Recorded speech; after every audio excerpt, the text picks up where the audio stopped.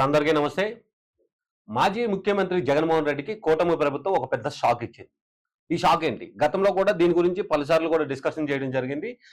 సుమారుగా ఒక 2 నెలల కిందట మాచవరానికి సంబంధించినటువంటి తహసీల్దార్ కూడా నోటీసులు ఇవ్వడం జరిగింది. దేనికి సంబంధించి ఈ నోటీసులు గాని, లేదా ఇప్పుడు ఇచ్చిన ప్రభుత్వం షాక్ ఏదైతే ఇచ్చింది అంటున్నామో, దేనికి సంబంధించి ఇచ్చింది అనంటే, పల్నాడు జిల్లాలో సరస్వతి పవర్ ఇండస్ట్రీ కోసం అని చెప్పి గతంలో ప్రభుత్వం కొన్ని భూములు కేటాయించుకుంది. సో కేటాయించుకుంది అని ఎందుకు చెప్పాల్సి వచ్చిందనంటే, వైఎస్ రాజశేఖర రెడ్డి గారు ముఖ్యమంత్రి ఉన్న టైంలో అక్కడ పవర్ ప్లాంట్ ఇండస్ట్రీ ఏదైతే స్టార్ట్ చేస్తారో దానికి సంబంధించి మనం భూములు సేకరించాలని చెప్పి సుమారుగా 1516 ఎకరాల భూమిని అప్పట్లోనే వైఎస్ రాజశేఖర రెడ్డి గారు జగన్మోహన్ రెడ్డి అండ్ షర్మిలారెడ్డి గారి పేరు మీద రిజిస్ట్రేషన్ చేయించారు. సో జగన్మోహన్ రెడ్డి గారు ముఖ్యమంత్రి హయాంలో ఉన్న టైంలో జరిగిన తంతు ఇదంతా. దీనికి సంబంధించి దీంట్లో ఇరిగేషన్ భూములు ఉన్నాయని, అలానే అసైన్డ్ భూములు ఉన్నాయని, అడవి శాఖకు సంబంధించిన భూములు ఉన్నాయని, రెవెన్యూ భూములు ఉన్నాయని అప్పటి నుంచి వివాదాలు జరుగుతూనే ఉన్నాయి. ఎందుకంటే అప్పట్లో ఎమ్మెల్యే గారు ప్రస్తావన కూడా ఎలా ఉందో అక్కడ నాయకులందరూ చెప్పడం జరిగింది. రైతులు కూడా దానికి సంబంధించి పలుమార్లు కంప్లైంట్ ఇవ్వడము, ఇలాంటి పరిస్థితులు చోటు చేసుకున్నాయి అనమాట. సో పర్టికులర్ గా సుమారుగా ఒక 15 ఏళ్ళు, సుమారుగా 10-12 ఏళ్ళ తర్వాత ఈ రోజు ఈ టాపిక్ మళ్ళీ రావడానికి గల కారణం ఏంటి అంటే, 2024 ఎలక్షన్‌లో సిట్యుయేషన్ ఉన్న సందర్భంలో షర్మిలారెడ్డి గారు ఒక లేఖ రిలీజ్ చేశారు. పర్టికులర్ ఈ సరస్వతి పవర్‌కి సంబంధించిన భూములకు సంబంధించిన విషయమై. అప్పట్లో మా నాన్నగారు ఈ భూములు ఇద్దరికీ కలిపి రాసిచ్చారు. ఇప్పుడు మా జగన్మోహన్ రెడ్డి గారు ఒక్కరే తీసుకొని నాకు అన్యాయం చేస్తున్నారు అనే విషయాన్ని ఆమె అప్పుడు ఒక లేఖలో ప్రస్తావించారనమాట. సో ఏదైతే వీళ్ళకి సంబంధించిన కుటుంబ వివాదాలు ఉన్నాయో వాటిలో ఒక పార్ట్ ఇది కూడా. సో దానికి సంబంధించినటువంటి అప్పటి నుంచి పవన్ కళ్యాణ్ గారు గాని, కూటమి ప్రభుత్వం గాని దాని మీద ఫోకస్ చేయడం మొదలుపెట్టింది. సో గతంలో కూడా ఈ తహసీల్దార్ గారు ఏదైతే మాచవరానికి సంబంధించిన తహసీల్దార్ గారు ఉన్నారో 17.6 ఎకరాలు ఆల్రెడీ ఇది అసైన్డ్ భూమి, దీనికి సంబంధించింది కాదు అని చెప్పి అది రిజిస్ట్రేషన్ క్యాన్సిల్ చేసి భూమిని వెనక్కి తీసుకున్నారన్నమాట. సో నిన్న కూడా సేమ్ అలాంటి తంతే మరొకటి జరిగింది. ఏంటి అని అంటే, అటవీ శాఖకు సంబంధించిన భూముల్లో సుమారుగా 24.85 ఎకరాలు 24.85 ఎకరాలని మళ్ళీ రిజిస్ట్రేషన్ క్యాన్సిల్ చేసి ప్రభుత్వం స్వాధీనం చేసింది. సో వీటికి సంబంధించిన వివాదం అసలు ఏంటి, ఎందుకు జరిగింది అని అంటే, ఏదైతే వీళ్ళు పవర్ సంబంధించినటువంటి ఇండస్ట్రీ ఎస్టాబ్లిష్ చేస్తామని చెప్పి భూములు కేటాయించుకున్నారు అప్పటి టైంలో. సో ఇప్పటి వరకు అక్కడ ఒక పిల్లర్ కూడా కట్టిన పరిస్థితి లేదు. అంటే ఇండస్ట్రీని అక్కడ స్థాపించే పరిస్థితి లేదు. కానీ 1516 ఎకరాల భూమిని మాత్రం అన్నా చెల్లెల పేరు మీద అయితే అప్పట్లోనే ముఖ్యమంత్రి గారు ఎవరైతే వైఎస్ రాజశేఖర రెడ్డి గారు ఉన్నారో ఆయన రిజిస్ట్రేషన్ చేయించారన్నమాట. ఇప్పుడు ఆ భూములకు సంబంధించిన ప్రస్తావనలు రోజు మాట్లాడుతూనే ఉన్నారు. ఎందుకంటే జరుగుతున్న వివాదాలు కూటమి ప్రభుత్వం వచ్చిన తర్వాత దాన్ని రీసర్వే చేయించడం, అసైన్డ్ భూమి ఎంత ఉంది, రెవెన్యూకి సంబంధించిన భూములు ఎంత ఉన్నాయి, ఇరిగేషన్ సంబంధించిన భూములు ఎంత ఉన్నాయి అని చెప్పి మొత్తం సర్వే చేస్తూ వెళ్తున్నారు. ఈ టైంలో అప్పట్లో బాధితులైనటువంటి కొంతమంది మళ్ళీ తెర మీదకి వచ్చి మాకు రిజిస్ట్రేషన్ చేసిన భూములు కూడా అప్పటి ఎమ్మెల్యే అయినటువంటి పిన్నెల్లి రామకృష్ణారెడ్డి గారి సహకారంతో మా భూములు కూడా స్వాధీనం చేసుకున్నారు, మా భూములు కూడా బలవంతంగా రిజిస్ట్రేషన్ చేసుకున్నారు అనే అంశాన్ని ఇప్పుడు మళ్ళీ కొత్తగా ప్రస్తావిస్తున్నారు అన్నమాట. సో ఇప్పుడు మళ్ళీ కూటమి ప్రభుత్వం ఏదైతే డిప్యూటీ సీఎం అయినటువంటి పవన్ కళ్యాణ్ గారు ఉన్నారో ఆయన శాఖల్లో ఒక శాఖ అయినటువంటి అటవీ శాఖ కూడా ఉంది. సో అటవీ శాఖకు సంబంధించిన భూమిని తిరిగి రిజిస్ట్రేషన్ క్యాన్సిల్ చేయించి తిరిగి ప్రభుత్వం స్వాధీనం చేసుకుంటుంది. సో ఇదే భాగంలో అసైన్డ్ భూములను కూడా సర్వే చేస్తున్నారు. మేబీ అది రేపో మాపో అది కూడా వెనక్కి తీసుకునే అవకాశం ఉన్నట్టుగానే తెలుస్తుంది. ఎందుకు అంటే ఈ అసైన్డ్ భూములు అసలు ఏంటి, అక్కడ సంబంధించి ఎవరికి ఉపయోగిస్తారు అని అంటే, అసైన్డ్ భూముల్లో ఎవరైతే దళితులు కానీ లేదా అసలు జీరో ల్యాండ్స్ ఉన్నటువంటి వారు కానీ బతుకు తెరువు కోసం సాగు చేసుకోవడం కోసం ప్రభుత్వం కేటాయిస్తుంది.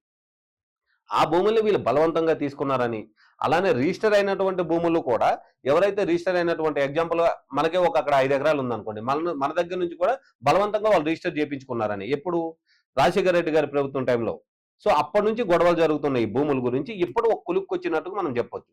ఎందుకంటే రోజు రోజు జరుగుతున్న పరిణామాలు, పవన్ కళ్యాణ్ గారు పర్టికులర్ గా ఆ సరస్వతి భూముల మీద ఫోకస్ చేసిన విధానము, సో వీటికి సంబంధించి మనం చూసుకున్నప్పుడు ఈ అసైన్డ్ భూముల్ని సపరేట్ చేస్తున్నారు, రిజిస్ట్రేషన్లన్నీ క్యాన్సిల్ చేసి. అలానే ఏదైతే అటవీ శాఖకు సంబంధించి ఉన్నాయో అవి కూడా వెనక్కి తీసుకోవడం జరుగుతుంది. అలానే ఇప్పుడు ఏదైతే ఈ రెవెన్యూకి సంబంధించి కానీ లేదా ఎవరైతే ఈ బాధితులు ఉన్నారో వీళ్ళకి సంబంధించిన భూములు కూడా వెనక్కి తీసుకొని మళ్ళీ వీళ్ళకి ఇచ్చే అవకాశం ఉందా అని అంటే మేబీ ఉండే ఛాన్స్ ఉన్నట్టు చెప్తున్నారు అన్నమాట. సో పర్టికులర్ గా దీనికి సంబంధించి వైఎస్ జగన్మోహన్ రెడ్డి గారు ఎలాంటి నిర్ణయం తీసుకుంటారు, లేదా వైఎస్ఆర్ కి సంబంధించినటువంటి పార్టీ నాయకులు కానీ వీళ్ళు అక్కడ ఆందోళన చేసే పరిస్థితి కనిపిస్తుందా అని అంటే గతంలో జరిగింది. గతంలో వీళ్ళు ఆందోళన చేశారు. ఏదైతే 17 ఎకరాలు వెనక్కి తీసుకునే పరిస్థితి ఉందో ఆ టైంలో వీళ్ళు ఆందోళన అక్కడ చేశారు.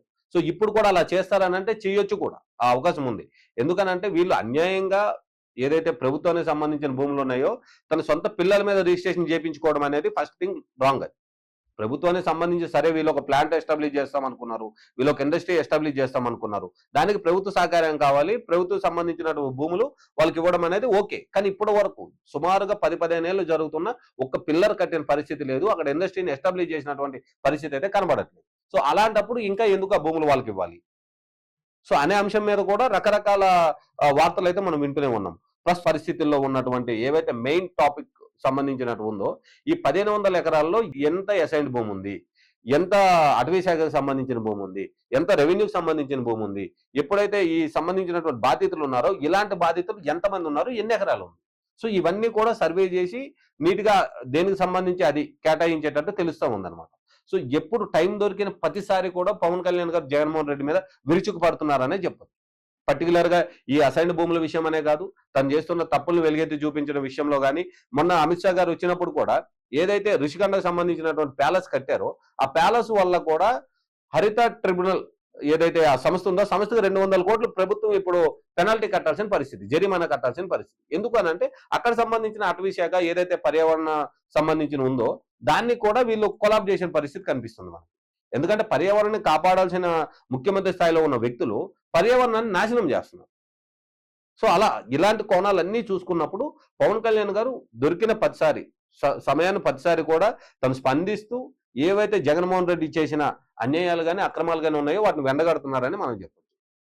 పర్టికులర్‌గా ఈ భూముల విషయంలోను శర్మిల గారు లేఖ ఏదైతే ఉందో ఆ లేఖలో వచ్చిన తరువాత ఫోకస్ చేశారు. సో దీంట్లో అటవీ శాఖకు సంబంధించి ఉంది. మెయిన్ నాకిచ్చిన మంత్రిత్వ శాఖ ఏదైతే ఉందో, ఆ శాఖకు సంబంధించిన భూములు మాత్రమే నేను వెనక్కి తీసుకొస్తాననే స్టాండ్ తీసుకోకుండా, ఎక్కడైతే అన్యాయం జరిగిందో, ఎక్కడైతే అసైన్ భూములు గాని, ఇంకా వేరే వేరే భూములు ఏవైతే వీళ్ళు ఆక్యుపై చేశారో అన్ని భూములను కూడా వెనక్కి తీసుకొద్దాం. అన్ని భూములు కూడా ప్రభుత్వానికి సంబంధించి ఉంటే ప్రభుత్వానికి ఇద్దాం. లేదా ప్రజలకు సంబంధించి ఉంటే ప్రజలకు కేటాయిద్దాం అనే అంశం కూడా ఒకటి కొత్తగా తెరలేసే అవకాశం అయితే మనకు కనిపిస్తా ఉంది. కానీ వైఎస్ఆర్‌కి సంబంధించినటువంటి కార్యకర్తలు గాని వీళ్ళు ఎలాంటి ఆందోళన చేస్తున్నారు అంటే, ఇవి మాకు సంబంధించిన భూములు. ఏదైతే మా రాజశేఖర రెడ్డి గారు, మా జగన్మోహన్ రెడ్డి గారికి ఇచ్చిన భూములు. అంటే వారసత్వంగా, పరంపరంగా ఇస్తున్నటువంటి భూముల కింద వాళ్ళు మాట్లాడుతున్నారు. అసలు జరిగిందేంటి? జరుగుతున్న స్కామ్ ఏంటి? అసలు ఇప్పుడు ఆ భూములు ఎందుకు వెనక్కి తీసుకున్నారనే విషయం మీద కంప్లీట్‌గా పరిజ్ఞానం లేకుండా, కంప్లీట్‌గా అవగాహన లేకుండా ఒక్కొక్కరి తీరు ఒక్కోలా కనిపిస్తా ఉందన్నమాట. So full protection, police protection తోటి ఇప్పుడు ప్రెజెంట్ అయితే సర్వే జరుగుతుంది. నిన్న జరిగిన సర్వేలో కూడా ఈ 24 ఎకరాలు వెనక్కి తీసుకోవడం జరిగింది.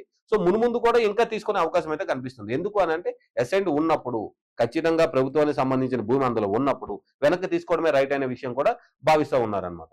సో ప్రస్తుతానికి ఏదైతే ఏపీ రాష్ట్రానికి సంబంధించిన ప్రజలు గాని, లేదా పర్టికులర్‌గా పల్నాడు జిల్లా ఏదైతే ఈ సరస్వతి పవర్ భూముల ఇష్యూ ఏదైతే జరుగుతున్న ఏరియా ప్రాంతం ఉందో, ఆ ప్రాంతానికి సంబంధించిన వాసులు గాని మీరేం కోరుకుంటున్నారు? ప్రభుత్వాన్ని ప్రస్తుతం ఉన్న కూటమి ప్రభుత్వం చేస్తుంది రైటా? లేదా అప్పట్లో రాజశేఖర రెడ్డి గారు చేసింది రైటా? జగన్మోహన్ రెడ్డి గారు నిమ్మగా నీరెత్తినట్టుగా ఉంటున్నారు కదా! సో ఈయన చేస్తుంది రైటా? మీరేం భావిస్తున్నారో కామెంట్ రూపంలో మాకు చెప్పండి. Thank you.